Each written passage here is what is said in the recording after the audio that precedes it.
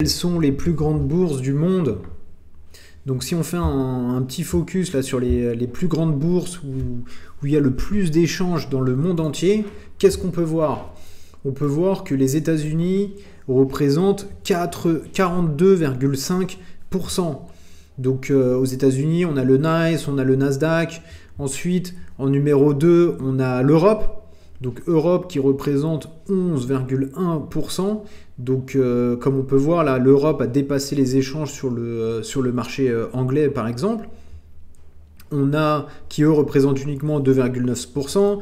Ensuite on a la Chine hors Hong Kong qui représente à eux seuls avec Shenzhen et Shanghai plus de 10,6%.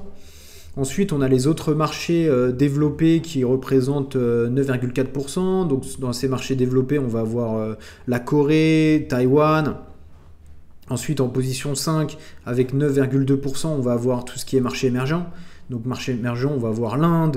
On va avoir, en fait, par exemple, l'Inde a deux marchés. On a NSE avec National Stock Exchange.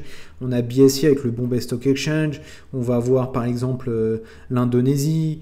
On va voir les Philippines, le Pakistan, donc tout ça c'est les marchés émergents qui ont des places boursières, Thaïlande par exemple aussi, et puis en 6e position on va voir le Japon avec 5,4%.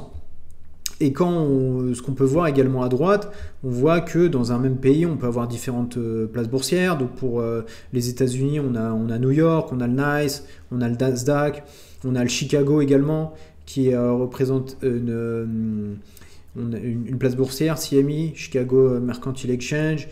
Pour la Chine, on a Shenzhen, on a Shanghai, on a CBOE également. Donc ça, c'est un opérateur qui opère aux US, Canada, Japon.